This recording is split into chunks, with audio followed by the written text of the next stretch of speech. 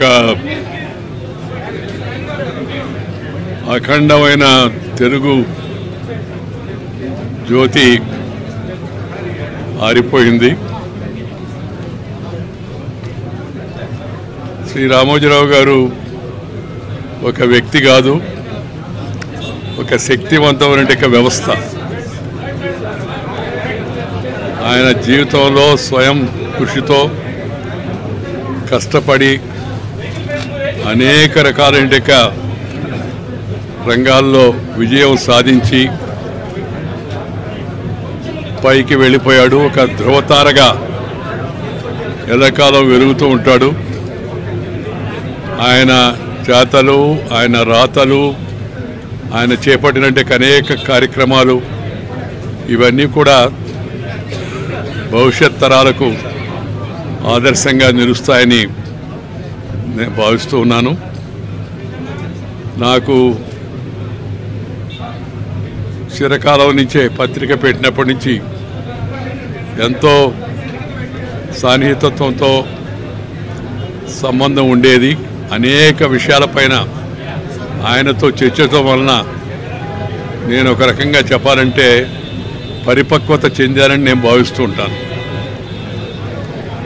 వారు పోరాట యోధుడు, మరింత కాలం పోరాడతాడని చెప్పి నేను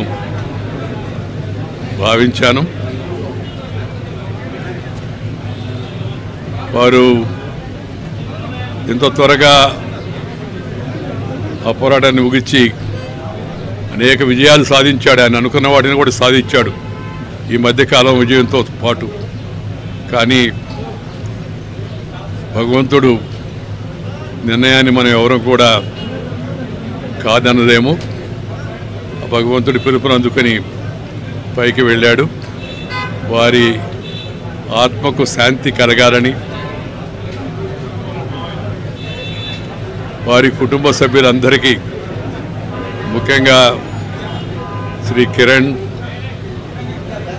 శ్రీమతి శైలజ, అలాగే శ్రీమతి విజయేశ్వరి, వారి పిల్లలందరికీ కూడా హృదయపూర్వకమైన సంతాపాన్ని నా తరఫున, మా కుటుంబ సభ్యులందరి తరఫున నేను వారికి నివాళులు అర్పిస్తూ ఉన్నాను. మా కుటుంబ సభ్యులందరూ కూడా ఆయనతో ఎంతో ప్రేమగా ఉండేవాళ్ళు. ఆయన కూడా అందరినీ మన కుటుంబం అన్నట్టుగా చాలా ఆదరిస్తూ ఉండేవాళ్ళు. అందువలన కుటుంబ సభ్యులందరి తరఫున కూడా నేను వారికి నివాళులు అర్పిస్తూ భగవంతుడు వారి ఆత్మకు శాంతి కలిగించాలని, సద్గతి ప్రాప్తి ఇచ్చేట్టుగా ఉండాలని చెప్పని కోరుకుంటూ సెలవు తీసుకుంటాను.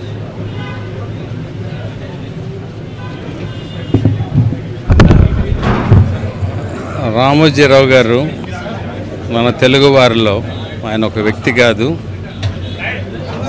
శక్తివంతుడైన, అంటే మీడియాలో భయం అనేది లేకుండా న్యాయం ధర్మం ఏది అనేది ప్రతి వ్యక్తికి కూడా తెలియపరిచే విధంగా టెక్నాలజీకి అనుగుణంగా ఆయన ప్రతి రంగంలోనూ ముందుకు వచ్చి